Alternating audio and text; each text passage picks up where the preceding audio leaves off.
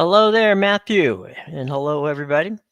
It is a Monday morning, and it's specifically a very amazing Monday morning after what we saw on Saturday, and then on yesterday in Week 1 in the NFL. Matt, let's reflect, if you can, back on Saturday and talk about some of those games that we saw on Saturday.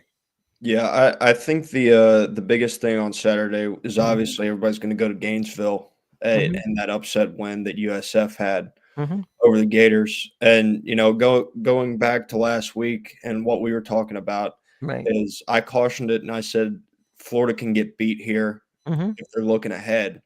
And man, did they look like a football team that was not focused on this week Right. on Saturday, and they got. And they weren't the only ones that didn't feel No. like they were very focused this week. Mhm, Obviously, Clemson and Georgia kind of had some rough showings. mhm. People tend to forget, or they didn't really pay attention to the way Penn State started. Yeah. That was not a pretty start for Penn State either. No, it was ugly. Um, you had talked about being happy to see the border war back, Hmm. and I thought that was a very entertaining game as well.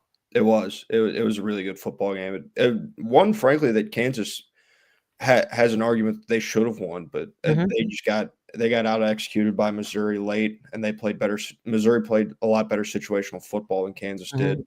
in that game. And we pretty much both thought that Oklahoma was going to take, you know, Michigan and basically put them out of the game, and they pretty much did the entire day.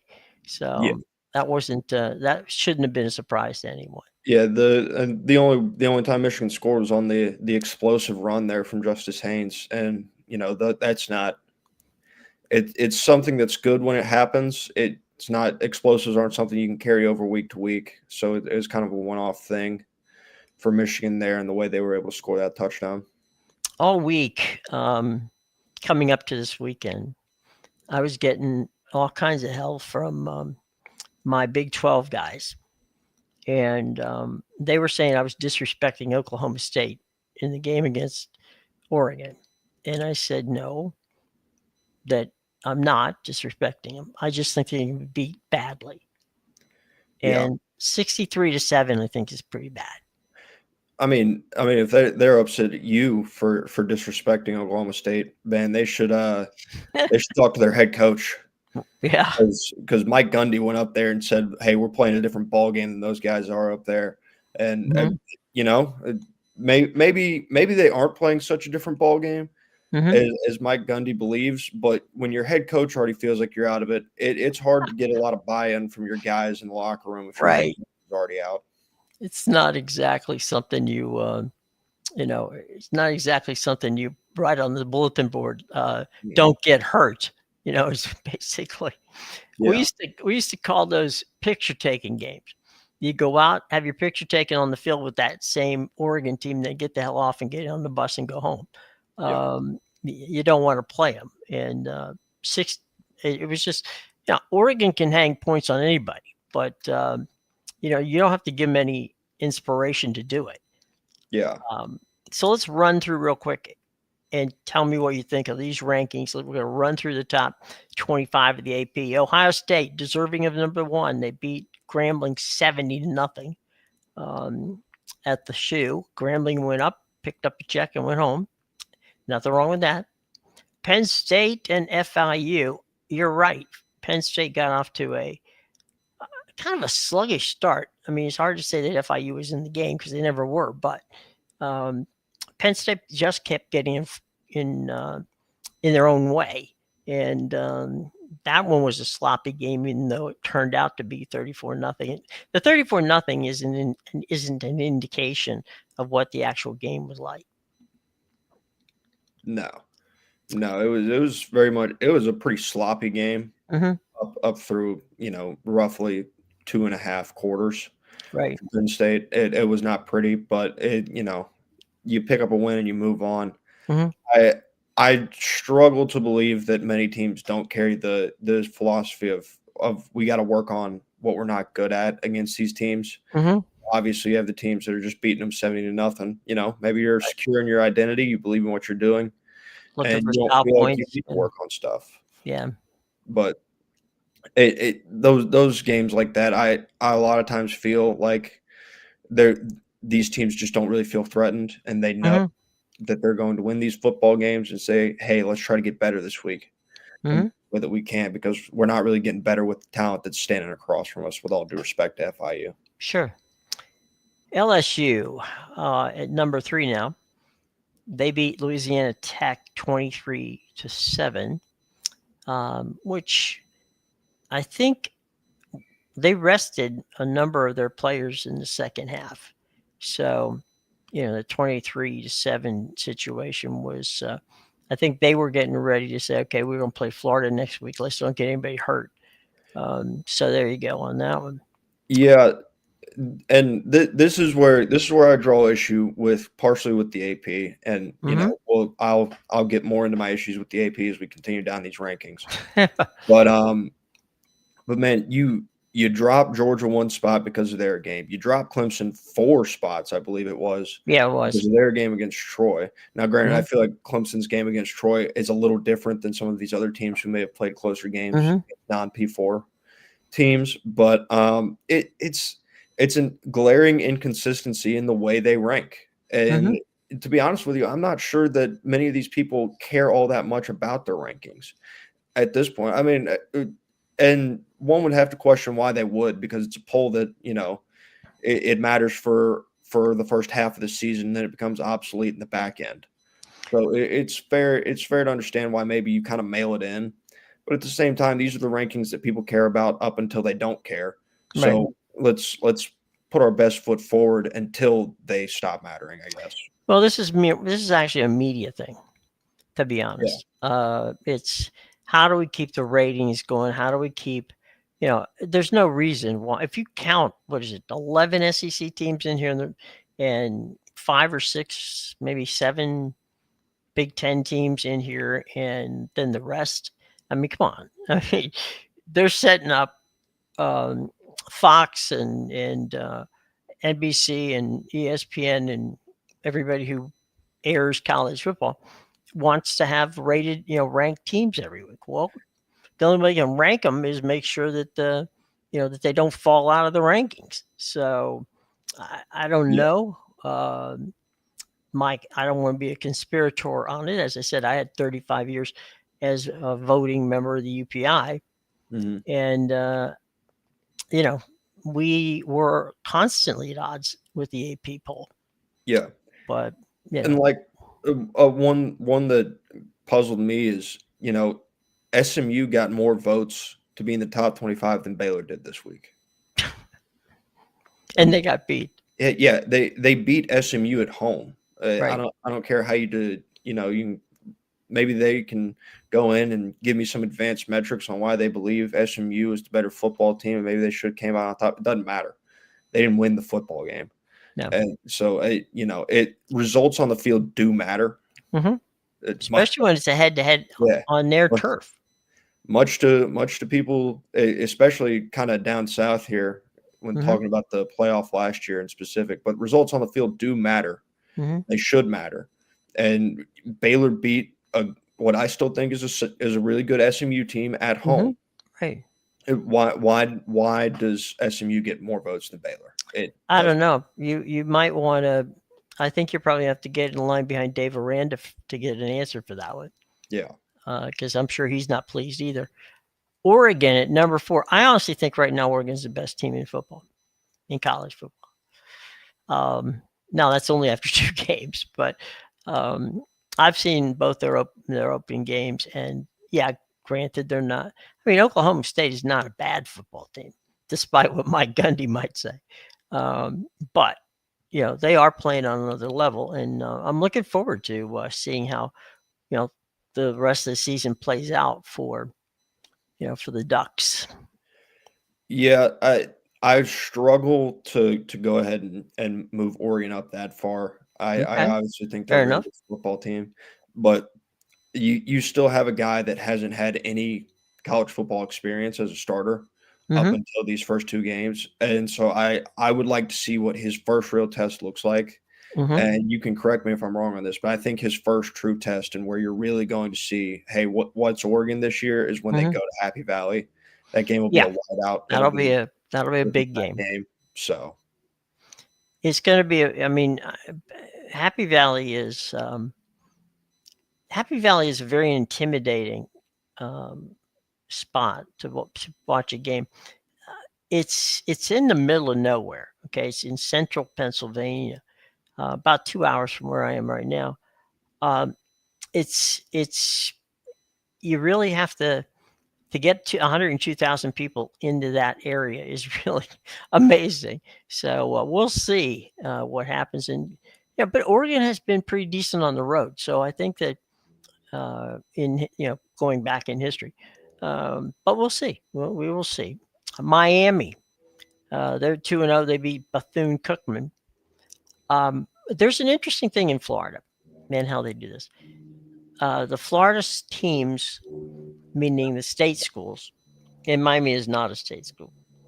yeah, They are, I don't want to say contractually obligated because I don't think it's in a contract, but Florida, Florida State, Central Florida, South Florida, FIU, FAU, and as I say, Miami's not a state school. Play Bethune, play FAMU, um, and if possible, play one of the 4 or 5 other teams in the state. So, in other words, the concept is, one Florida team is going to play Bethune-Cookman once a year. Another one's going to play FAMU, another one's going to play FIU, AU. And they try to keep at least one game on each of the Florida team schedules that is actually against another Florida university, and usually it's a smaller thing. And they used to make this. I mean, the first time South Florida got to play Florida State was because basically the state said play them, yeah, whether they wanted to or not. That was the way they were going with it. So they beat Bethune-Cookman 45-3. Good on them. Georgia at number 6. Now, I didn't get to see this game, so I'm not going to comment on it. But Austin Peay for years has had a relatively decent football program. So I mean, they don't usually get blown out with the like a 70-0 situation like what happened at Ohio State. yeah. What I'll say is one. It was there's some stuff with Georgia in that Austin P game that would maybe give you a little pause for concern headed to Tennessee this week. Game that I'm sure we'll touch on later this week. Mm-hmm. But in totality, there's some stuff that you need to work on, obviously, and that's part of what you were doing. There was a big goal line stand Austin P had before halftime, where the first couple of plays, I understand why Georgia didn't get it in. They're working on their goal line passing. Mm-hmm. Seeing, hey, who can win in man in tight space? Sure. Let's see. Kind of working on that stuff, but then to not be able to out physical Austin P at the 1-yard line and score a touchdown for 2 or 3 run plays in a row, I would say would be one where you go, ooh, that's not scratch your head on that one. Yeah. There was some shot plays they called up for Gunner, and he didn't throw them. He had them open. He didn't throw them. Not the end of the world in that scenario, as long as you're making a good decision after you don't take your shot, which I feel like he did most of the time. But I will say there is I struggle to know what the right word is. I feel like an unrealistic expectation may be there for some Georgia fans, or they're kind of yelling at the clouds when they complain about Mike Bobo. I mean, there was in that goal line stand that I was talking about, because I was at the game. I'm sitting in the stands, and Zachariah Branch runs a little return motion. So he motions in, runs a flat back out to the corner. Gunner Stockton throws the ball, hits Zachariah Branch in the chest.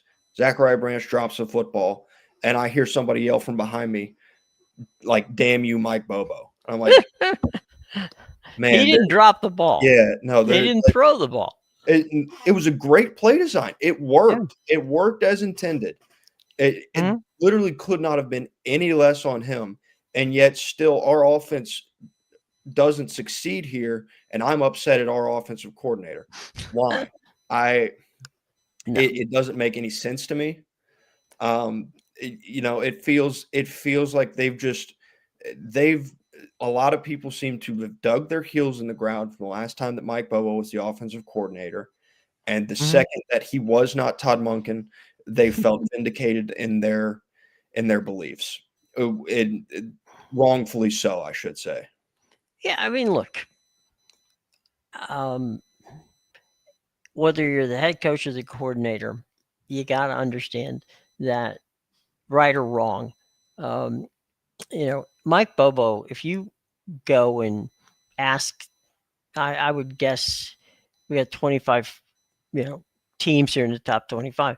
I think if you would ask if any of them were to lose a coordinator, an offensive coordinator, I don't think that there would be.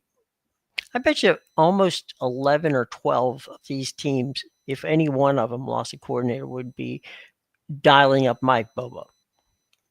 Yeah, no, he's a good play caller. He's a Hmm. solid play caller. Is he the best play caller in the country? No, he's not. But that's not really what you're asking him to be. When you're Kirby Smart's offensive coordinator, you're asking for X number of points a game, and he's Hmm. going to let his defense go stop the other team. Right. I feel like offensive coordinator may be even a more simplistic job when you're working under Kirby Smart. Yeah, that's true. Because you're going to have a good defense. So there you go, boys and girls. All right, Arch Manning got back on track this week with a victory over San Jose State, 38-7. I think that was just what the doctor ordered for Arch. I watched a little bit of that game. Um, he looked to be able to hit the passes at least again, small sample size, but for the I don't know, 15 minutes I watched that game, he seemed to be much more comfortable. Of course, it's San Jose State. That's one thing. But, you know, it's like anything else. Reps are going to help you. And, he needed the reps. Sark got him the reps, and, we'll see. But, as far as I was concerned, I thought that he did what he was supposed to do. And that's bounce back and act like the quarterback.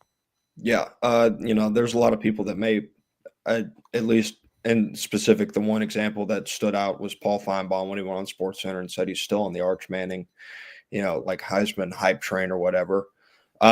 Overreaction to that game, 100% overreaction to that game. Arch looked good. He looked comfortable because he's able to do what he wanted to do, and Sure. he had no pushback from the team that was standing across from him. But there's still concern in terms of his ability to be able to put touch on the football when he's throwing Mm-hmm. it. He had one. There was a go route that stood out to me where Mm-hmm. he had Ryan Wingo, and Wingo had a step or two on the DB on a go route, Mm-hmm. and man, Arch just reared back and he tossed that thing out of the back of the end zone. Jeez. Like it's just it feels like there's inconsistency when he is not able to just absolutely let it go on a line. Let it fly. Yeah, and so that in terms of what I saw, obviously Texas offense looked, much better than it did against Ohio State as it should. Arch Mm-hmm. Manning looked much better than he did against Ohio State as he should. But on some of those little technical things, it still leaves a little room for concern. And one more note, there's a video of Arch Manning on one of them where he's throwing it and he lets it go and it falls short, like well Mm-hmm. short of his intended receiver. Right. And you see a good wince. So you wonder if maybe something's not a little off in his shoulder. He tweaked himself. Yeah. Mhm. Well, Notre Dame stays at number 8. They didn't play, so they they moved up one and didn't play. Now, maybe out there, you Big Ten fans, and I know there are a lot of you out there, can explain to me how Illinois is number 9 in the country. They beat Duke 45-19. Okay, and they were at Duke, but Duke's not exactly a powerhouse. I wouldn't really concern myself about that. And yeah, they've won. They've won their last 6 games in a row. It's the first time they've gotten a top 10 ranking since 2001. It's 24 years ago. Look, I understand, all of the wonderful hype that is Illinois. But I don't know that. I mean, are they this year's Indiana? I don't know. I would buy them as that. Yeah, to be honest with you, I think they're a lot better than last year's Indiana team. Mm-hmm. Quite frankly, I like what Brett Bielema has done at Mm-hmm. Illinois. I like Luke Altmaier a lot, and they're just a good. It feels like they are a good, complete football team, as complete a football team as the University of Illinois can field. To be Mm-hmm. honest. And you know, Duke's not some powerhouse, but I think they're a really good football program. I like what Manny Diaz has done there. I think they're very well coached, Mm-hmm. especially on the defensive side of the football, with Manny being there. Mm-hmm. So what Luke Altmaier was able to do to that defense on Saturday, I found encouraging. If I was an Illinois fan, There you go. All right, rounding out the top 10 are the Florida State Seminoles, who took East Texas A&M, which I'm still trying to figure out what the hell where that is, to the woodshed for a 77-3 whomping. FSU looks like, you know, I hasten to say they're back, but they certainly look far improved over last year's 2-win team. yeah, no, I was talking to one of my good friends about this just the other day, and Mhm. when we were talking about the game, you know, I was you acknowledge that it's East Texas A&M, you know, a school Mhm. that you've never heard of, Right. but you saw it across the country on Saturday, these sleepy, slow starts and all this other stuff. Mhm. And man, if there was a team that could have had a sleepy, slow start, Florida State was a prime candidate for it. After beating Alabama the way they did, Mhm. the opponent that they're facing, but they didn't do that. They came out and they handled their business, and they were up like 63 points at halftime. Yeah. You know, a team, if you're just going to go out there and let it rip against another team, that's the score you should have. And so they came out, they handled their business. They got on the next week. One that I thought was funny, and I kind of enjoy seeing in blowouts like this. I think they had like 11 or 12 guys record a rush in that Mhm. game, which is hilarious to see because in most games you get three, somewhere in that 2 to 5 to 6 range. Mhm. Six is pushing it if you're running a lot of motions and jet sweeps and stuff like that with your receivers. Check it out and see what's going on. Just because I didn't know, so I'm going to impart some wisdom here. East Texas A&M University, um, which is technically known as Texas A&M University Commerce, is located in Commerce, Texas, approximately 65, miles northeast of Dallas, basically on the outer edge of the Dallas-Fort Worth Metroplex. 65 now miles northeast of Dallas puts it pretty darn close to the Oklahoma border. So anyway, those people wondering, like I was wondering, where East Texas A&M is, we now know. It's 11,000 students, by the way. All right, let's see if we will fly through these so we can get to the NFL, because I know some people are hanging on, wanting to ask questions about the NFL. So we'll get to you guys in just a second. Hang on. Okie doke. Where did I leave off? I'll lift off with FSU, right? Okay. Yeah. South Carolina.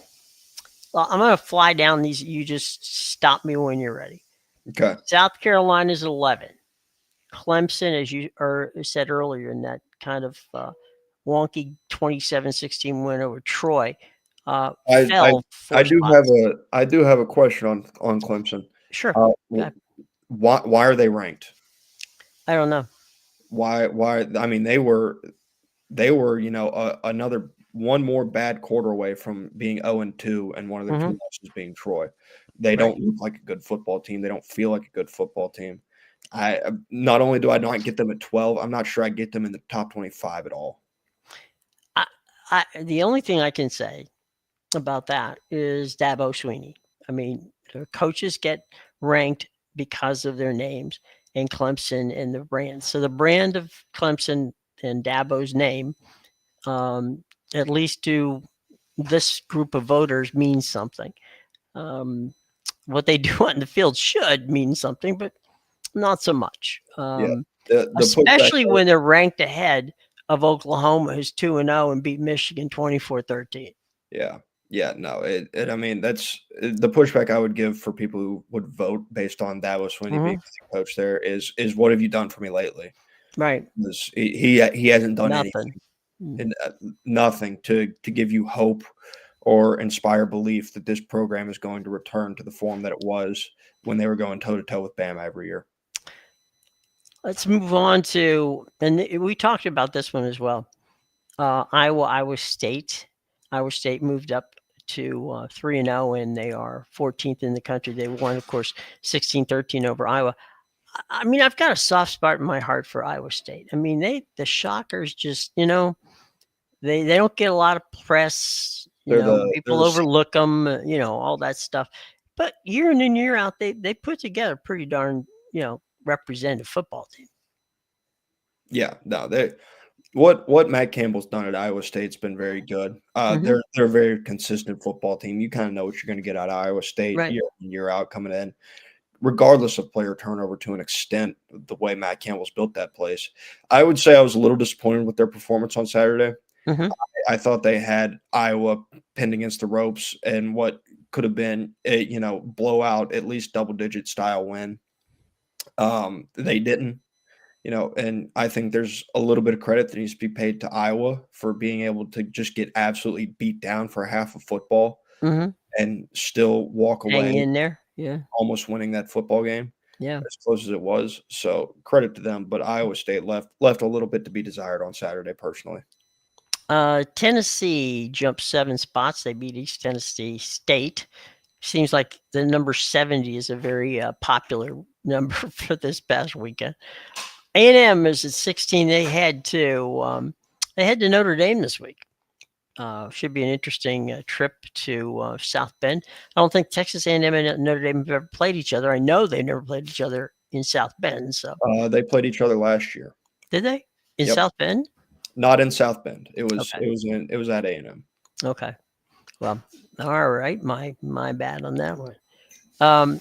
Ole Miss at 17. Lane Kiffin's boys move up. They beat Kentucky, a team which year in and year out, for reasons known only to them, has given them trouble. Kentucky they can put blue jerseys out there, and Ole Miss would have trouble with them. Yeah. 30-23, so they beat them by a touch. They're 2-0, and they are 17. From the American Football Conference, the University of South Florida Bulls are 2-0. They got the 18-16 win. They got the, another Grammatica kicking a field goal for a win at the buzzer that put the Bulls up to 2-0. We Yeah. talked about that a little bit at the beginning. Yeah. And, I have I could probably talk for 10, 15 straight minutes on Florida and how disappointed I am in them. But a lot of credit needs to be paid to South Florida.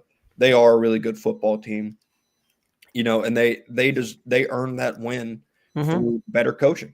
Quite frankly, better coaching and better play, more disciplined play. I'll tell you Their personally. Go team, ahead. they're a team they're gonna give Miami a run for their money. Mm-hmm. I wouldn't pick them outright the same way I wasn't picking them outright this past weekend. But I think they'll keep it close in Miami as well. Mm-hmm. Well, they got a lot of respect and hard work was clearly put in by Todd Orlando, the defensive coordinator at South Florida, because last year they had a horrible defense, and he went out and he literally picked the guys he needed in the places he needed, and he used the portal, I think, about as well as anybody used the portal with regard to filling gaps. And 2 straight weeks they played a defense that last year didn't exist. I mean, there was no way South Florida was going to keep anybody under 25, 30 points last year. This year, they've got the defense that Todd Orlando wanted. And I got a big kick out of on X. Somebody said, this is after the game, where is Alex Golesh going to coach next year?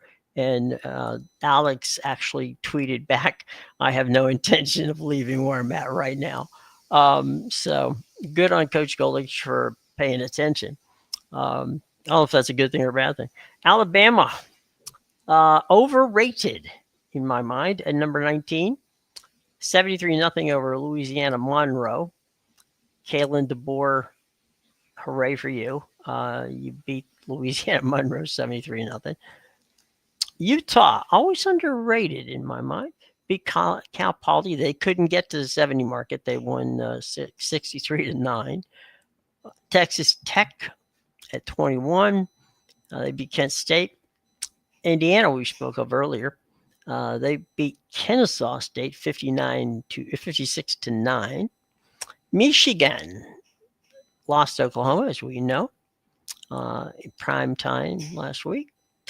Auburn 2-0 against Ball State. I'm hearing stuff, and maybe you know better than I on this. I'm hearing this Auburn team is not a bad football team. No, they're not a bad football team. I struggled to buy into Auburn. Mm-hmm. Personally, I just don't buy it. I would like to see them, when they get into conference play, how do they look? Right. That's going to be my metric for them. I know they beat Baylor on the road. Good for them. Mm-hmm. I still just don't buy. I don't buy this Auburn team just yet Mm-hmm. partially because I don't buy Jackson Arnold. Well, that would be that'd be a good reason. And then rounding out the top 25 is Missouri, who we alluded to earlier, beat Kansas 42-31. Other teams. Now you had talked about the other teams receiving votes. Let me run down them real quick, and then we'll touch on it. Our buddies at Arizona State dropped out of the top 25. I'm not sure. I think they should have kept them, but okay, fine. 94 votes. BYU pushing into the area with 92. Georgia Tech 76. The Gators at 70. USC at 64. TCU 58. Mississippi State 52. Louisville 49. SMU 26. Nebraska 10, Tulane 9, Baylor 7. There's where you're talking about Baylor and SMU in the voting category. UNLV, who just laid it on UCLA, got 5 votes. Pitt got 3 votes. Navy got 2 votes. Memphis got a vote, and Vandy got a vote. So I'll take this opportunity because you said Florida was pretty much they were up there in votes received. So I'll take a second to give a little bit of my my soliloquy on Florida here. First off, why did they receive votes? Why did they receive votes? The only reason they were ranked in the top 25 was because you bought DJ Lagway last year and you liked what you saw out of him last year, so you put them in. You thought they were a talented group. I thought they were a talented group too, but it was all going to depend on number 2. Number 2 that showed up so far has not been a quarterback the caliber that's going to man the ship of a top 25 team, and he's not going to get it done. The guy that showed up on Saturday will not get it done. This team that showed up on Saturday will not get it done.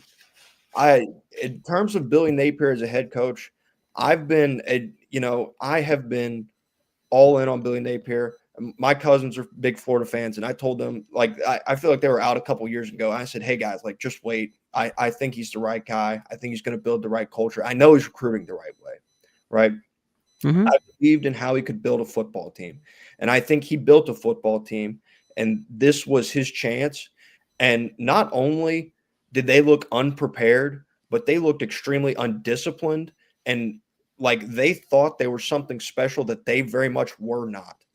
And you can get in trouble when you read the press clippings, but I'll tell you what can get you in real trouble is if you're reading the press clippings and you aren't even as good as you think you are, you're going to get beat. And you're going to get beat by whoever lines it up against you if you think that you're better than you are, because that seemed like what they believed. And schematically, they seemed unprepared. Billy Napier's game planning was awful. I mean, in the fourth quarter, they ran a trap play with a 170-pound receiver trap blocking the defensive tackle. Who drew that up on the whiteboard? It doesn't make sense. This team is going to go out here, and they have a tough schedule, and I get that. And they're going to lose games that they should lose, but they're also going to win some games that you maybe wouldn't think they're going to win. I think they're still going to keep it close against LSU this week. But it comes down to the fact that they are undisciplined. They do not want to show up for the games that they have to show up for. The ones that aren't flashy, they don't want to show up for them.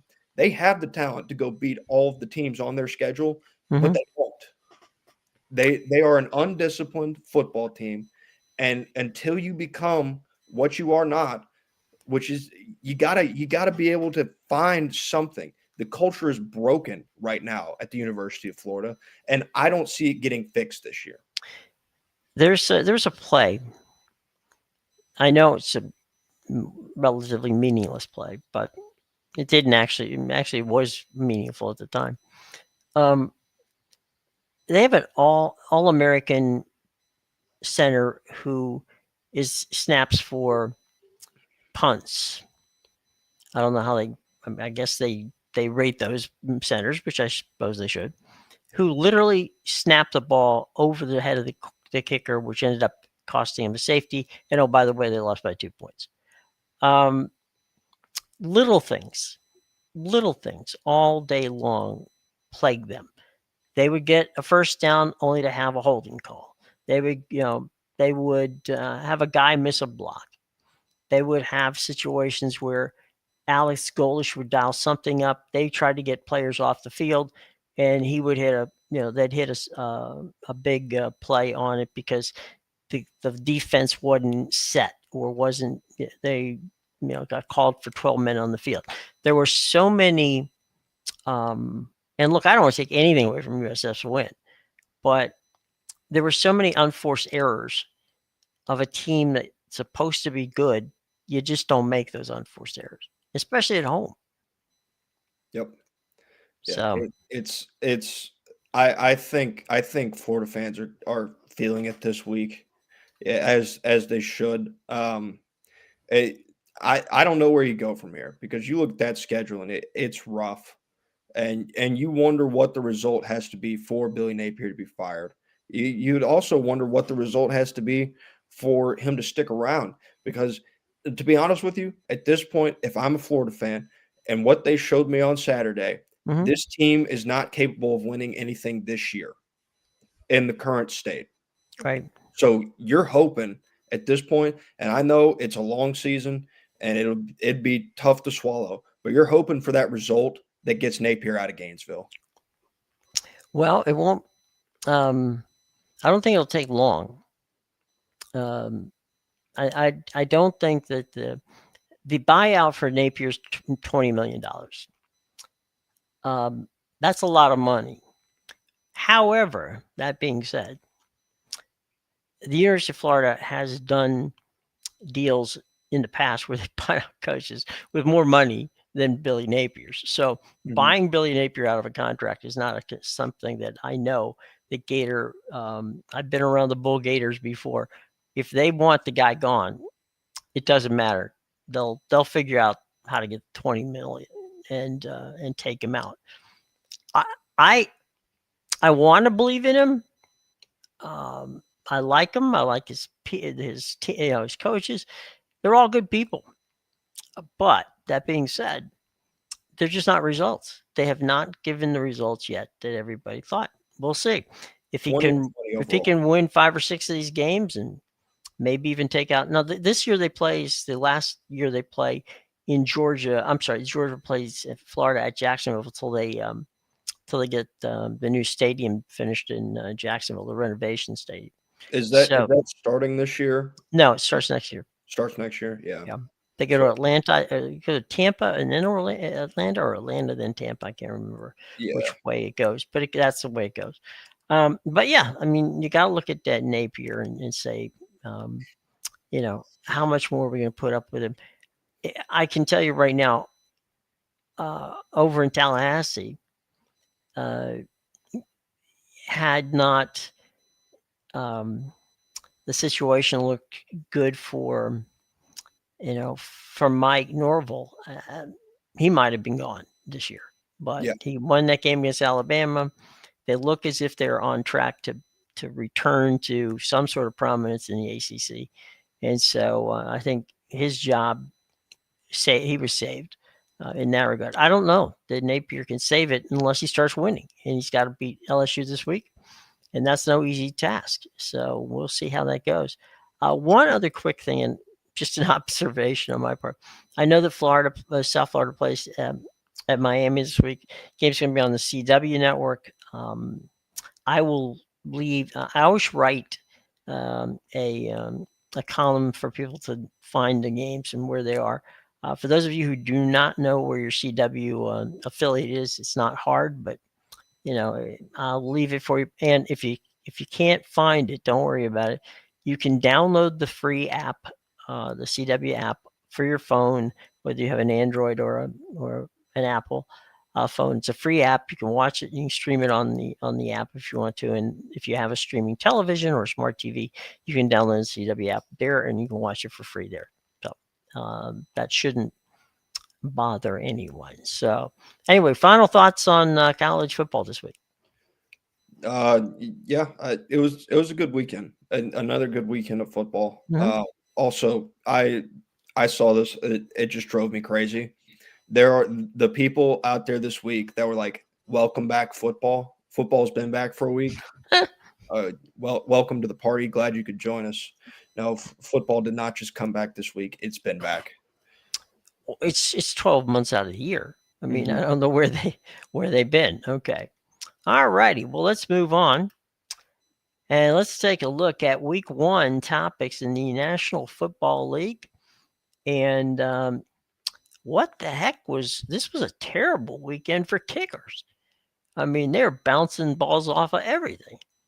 If your name wasn't Chris Boswell, I think most kickers were having one hell of a time. Yeah. The one that sticks out is, at least for me, is obviously right down the road here in Atlanta. Mm-hmm. People are just calling for Younghoe's head after that kick. It just kind of feels like, it's the way Atlanta sports have gone for what feels like, forever. Ever since that Super Bowl, there's this just kind of the way things have gone. I mean, including that Super Bowl, to be honest with you, the way they lost it. It's just kind of the way it's gone. And that's, I know it sucks, but eventually you have to start winning these football games. And credit to Michael Penix. It's not his fault. He did everything. He didn't even have Drake London for that drive. He got him into the position they needed to be in, and they didn't execute on special teams. But when the Bucs didn't get the extra point, so if the Bucs get the extra point, he's got to go for a touchdown. Yep. And so it was a tough week for kickers. I'm curious. I would be curious as to why they didn't move. No idea. They didn't move the extra point back again or anything like that. The kickoff now, obviously there's an emphasis on keeping it returns in play. Yeah, and maybe that plays into some psyche. Maybe they're so focused on not kicking the ball out of bounds or into the end zone on the kickoff that they're trying to focus their energy there. But it is confusing because there's just no rhyme or reason to why all the kickers had the week that they did. Let's stop in the Meadowlands where Aaron Rodgers and Justin Fields took normally a Jets-Steelers game, especially one that opens the season, would not pique my interest at all. However, when you've got Aaron Rodgers going back to New York and you've got Justin Fields, who was thoroughly pissed at the Steelers for dropping him, and perhaps rightfully so in this regard, but they got together and they were getting off on each other from the jump. I mean, they were chippy all day long, and it was an interesting game for what would be just a regular early season game there. So I was a little interested in how that worked out. Hang on, we got Ruth here for a second. Hang on, Ruth. Hey, Ruth. Hello, gentlemen. Hey, guys. Hey, we finished the college situation. We'll bring Ruth up and the rest of you up on what's going on. finished college and talked a bit about some of the kicking in the Tampa Bay and Atlanta situation. We're right now starting on the Jets and the Steelers, talking about how much they didn't like each other in a return game to East Rutherford yesterday when the Jets and the Steelers got together with Aaron Rodgers. And I think Aaron said it himself after the game that when they asked him, about what he thought about it, and he goes, "Well, I very much enjoy beating the Jets and everybody in the organization." So I pretty much said, if there was a bridge to be burned there, he basically napalmed that bridge. And even Tomlin was a little pissed at the end. Mike can get testy, but Jets and Steelers yesterday was an interesting game because as I said, it was kind of chippy. So I'll let you, the two of you, weigh in on your thoughts. I would say there's no love lost, obviously, in that quarterback swap. No, but a little more into that Aaron Rodgers press conference. Mm-hmm. He said outright in the meeting with Aaron Glenn when he got the head job in New York, right, that Aaron Glenn told him he was not the guy for the job. Obviously, he took that personally. I don't see how you couldn't. Yeah, no, it was a personal shot. So, but obviously, you said Justin Fields had a little bit of animosity towards the Steelers and the way that whole situation played out. But in terms of what it was on the field, it was, for as angry as everybody is at the situation and the way it played out for both sides, both sides look better off on the offensive side of the football than they were last year. And maybe you can point to some personnel changes, on either side of the ball or something like that. But in terms of the quarterback, that offensively, those games didn't happen for those two teams last year. Those types of games. And also, I thought it was very fitting at the end, the way that football game ended and the chippiness between Garrett Wilson and Jalen Ramsey. And Jalen Ramsey breaking that pass up. It made for fantastic football. Yep. Ruth, any thoughts on the Jets-Steelers game, or we have plenty of other things to chat about? Yeah, I didn't get a chance to watch the Steelers and Jets game. I wasn't surprised to see that the Steelers had won. I think Aaron Rodgers had a lot to prove and a lot to stick it to the Jets organization, how everything kind of fell apart towards the end, as Matt was referring to. Overall, I'm interested to see if it can be something consistent that Aaron Rodgers can perform the way he did with 4 touchdown passes throughout the season. I think he can. I think that the way they've built that offense for him, they've given him the strengths that he needs to be successful. Now, whether he can throw 4 touchdown passes a season, 4 touchdown passes a game, if that were the case, I probably would have had him on my fantasy football team, but I don't yet. But I think there's a reason Tomlin wanted him, and Tomlin went to the mat to get him. So we'll see. We'll definitely see. Go ahead. You mentioned fantasy football. If this tells you what I thought about Aaron Rodgers coming into the game, I had him on my roster. I dropped him for Trevor Lawrence, who was playing Carolina this week. There you go.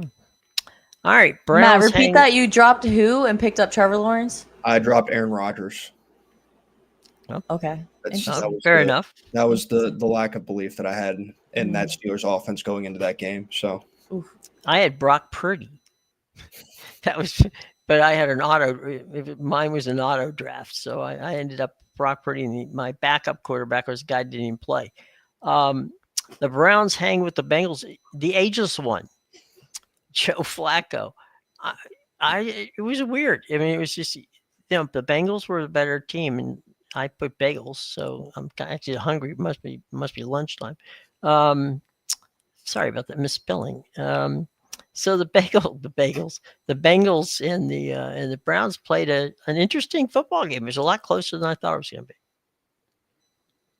be, especially given the fact that everybody had pumped up the Bengals to be this team that has consistently gotten off to tough starts, but because they played in preseason games, they thought maybe that would help. And it looked early on like that might have been the case, but Yeah, another case of the slow starts yeah. in Cincinnati. First half was fine. Second half, you had 17 yards of total offense. That's not going to cut it. And plain and simple, you need to be better, especially against a team like Cleveland and all of the controversy it feels like they had in the offseason and just really an incomplete roster they have. You would have loved to see Cincinnati get off to a better start, but at the end of the day, you're 1-0 and you're moving on to next week. Sure. Well, I don't know if it's possible to have the best game of the season in the first game of the season, but last night in Orchard Park, New York, in a stadium that has been there since 1973 and will be the last season it is there, and I will be in Orchard Park, New York to blow it up as quickly as I can get there. It was the Buffalo Bills with Justin Fields at quarterback and, of course, Lamar Jackson from the Baltimore Ravens. And that game, if you turn it off early and you picked up the paper this morning, you're probably sitting there thinking the same thing Jim Harbaugh is, and that's what the hell happened. There was definitely some plays where the ball bounced the right way for the Buffalo Bills, but it feels like an inexcusable loss for a team as good as the Baltimore Ravens are, especially defensively. And I mean, you want to talk about some mental errors, especially on that last drive. I hate being extremely critical of one guy, but man, Jair Alexander feels like he almost single-handedly lost that football game for him. He gave up the first big pass on the last drive, and then the second big pass on the last drive. Man, he gave it his all to not let stop Keon Coleman from scoring. Let him score. Give your offense the football back and a chance. You don't tackle him there. You've got to let him score. And ultimately, it cost them the game. And they had a free guy on that kickoff on that field goal. By the way, Kyle Hamilton came free, and he just missed the kick. Well, it was a tough one to lose. And look, I guess the thing that interests me, normally opening weeks of the pro season, the defenses are ahead of the offenses.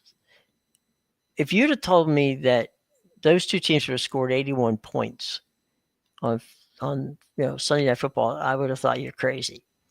Because both of them had better defenses last year than they had in many years to go.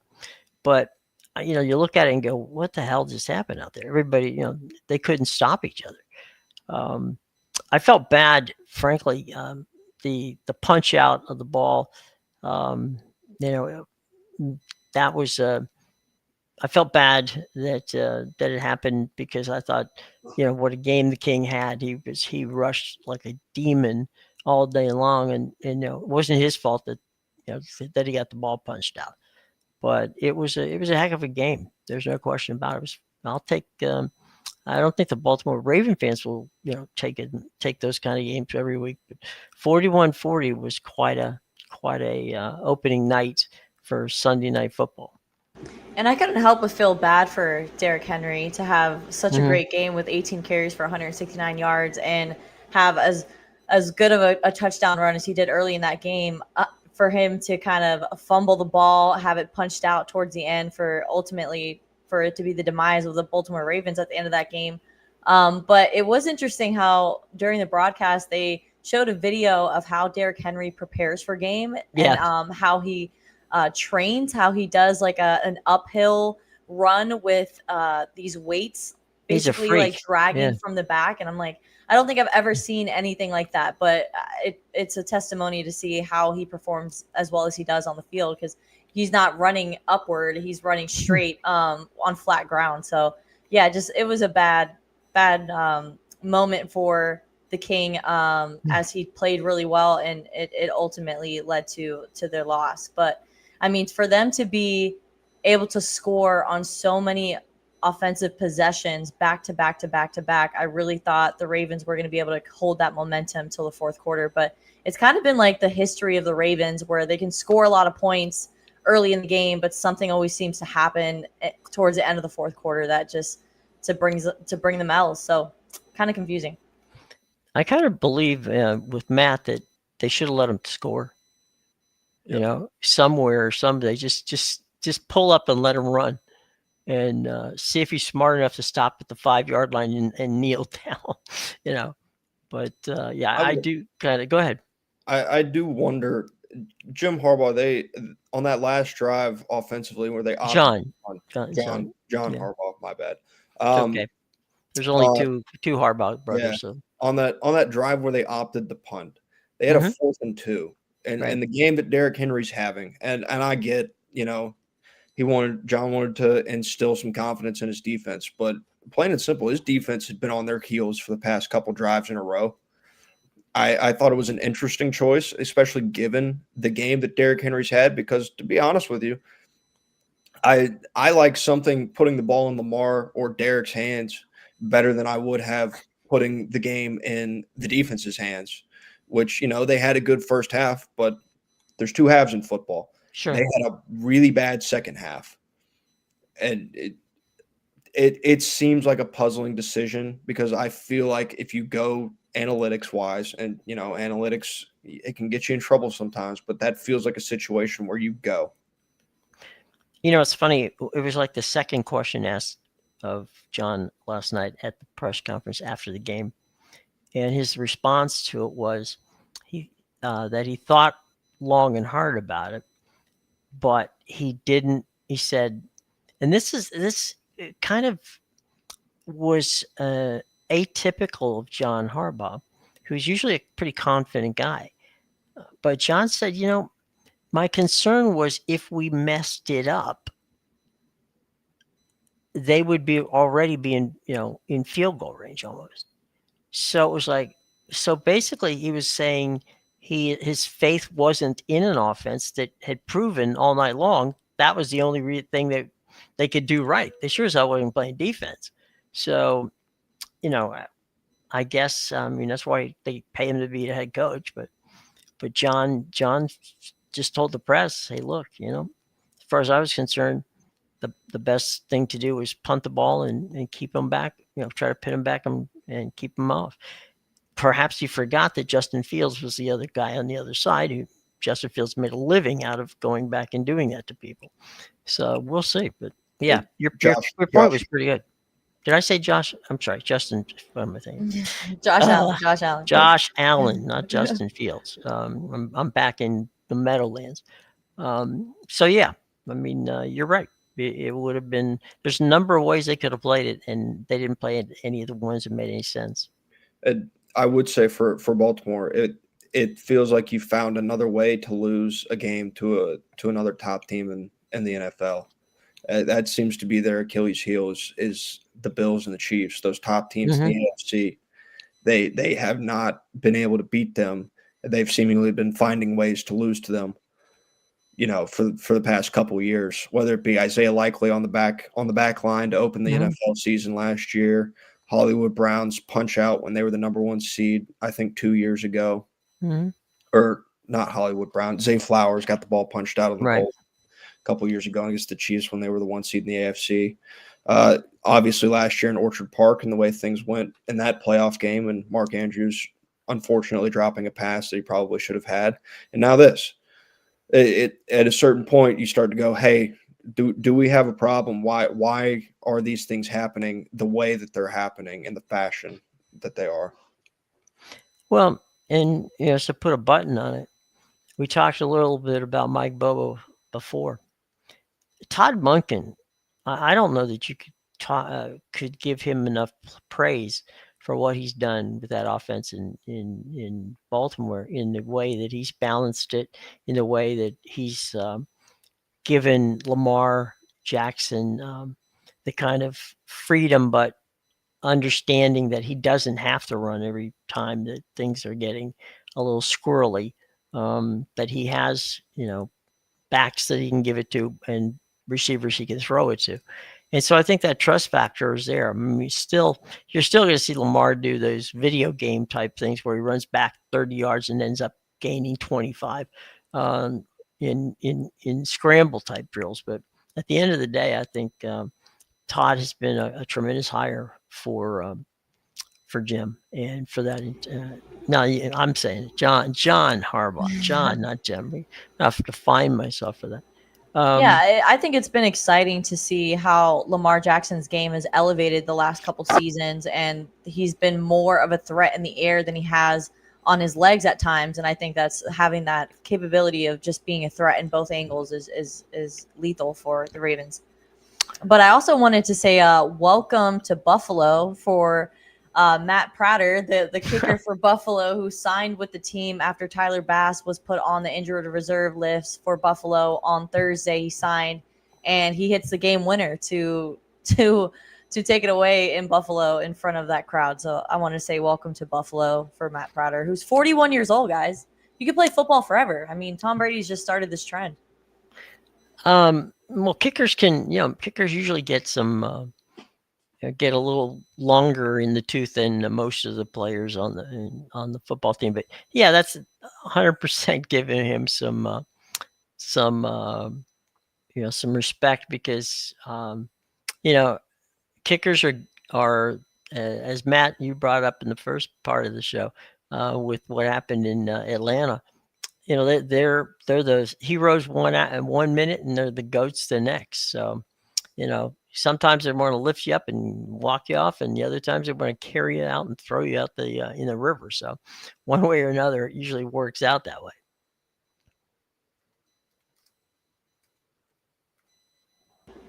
Yeah, the kicking in the Atlanta Bucks game was so teeter-totter. Like 1 minute they're on fire. Young Hoku is one of the best kickers in the league, to him missing a game winner at the end of the game to not tie up the game, because it would have been 23-23. And then earlier in that game with Chase McLaughlin missing a field goal that would have put the Bucks ahead at the end of that fourth quarter. So yeah, just kickers are just as important. Well, any final thoughts, guys, as we get out here on a Monday? We had a huge college football weekend. We had a huge situation with regard to week 1 of the NFL. And we got one more game tonight. Any quick thoughts on the game tonight, guys? I will say that for his entire time at Michigan and still now, I was not a believer in J.J. McCarthy as a passer. I still am yet to be seen. But what I will say is, if there's someone who's going to make me a believer in a quarterback that I otherwise wasn't, I believe it's going to be Kevin O'Connell. Mm-hmm. So I'm curious to see the way J.J. McCarthy kind of handles this spotlight and handles his first game starting in the NFL in Chicago against the Bears on Monday Night Football. I'm interested in seeing what Caleb Williams does. I think that, to me, is going to be interesting. They must think that J.J. McCarthy is Tom Brady. I'm not sure. Yes, they both played at Michigan. Yes, they both didn't have overwhelming, years, even though McCarthy took the team to a national championship. But at the end of the day, we saw yesterday that there wasn't a lot of fall off in these quarterbacks where you have the sophomore slump, and I think that, to me, was very heartening. I was happy to see that was the case. Also, a little bit, Austin Gentry played pretty well for the Raiders as their number 2 back in that offense out there. So kind of good on him. He came out and played well. So yeah, I'm interested in seeing how Caleb does tonight. If that whole offensive upheaval, which they did in Chicago in the off season, was for good. So we'll see. All right, gang. Final quick ones before we go. Any predictions before we get out of here today? I want to say Caleb Williams has a great game, and they win 28-21 over the Minnesota Vikings. Okay, 28-21. I Wait. Go ahead. I was gonna say I would also pick the Bears tonight. In terms of Brian Flores defense versus a Ben Johnson offense. Mhm. Ben Johnson's quarterbacks have hit the 220 mark every time Mhm. that they've played. So he kind of has Brian Flores' number in terms of defense. And as I stated earlier, I said I was curious to see JJ McCarthy's first start in the NFL. I still don't believe in JJ McCarthy, just the same way I didn't believe him at Michigan. And to be honest with you, he didn't show me anything at Michigan that I should believe in, to be quite frank. And so I would take the Bears, and I would take the Bears a little bit bigger than Ruth is. I would go somewhere in the neighborhood of a 28-13. Okay. Mine is 35-10. Bears. All right, everybody. We will see you tomorrow. Thanks to Matt. Thanks to Ruth. And we'll see you guys tomorrow.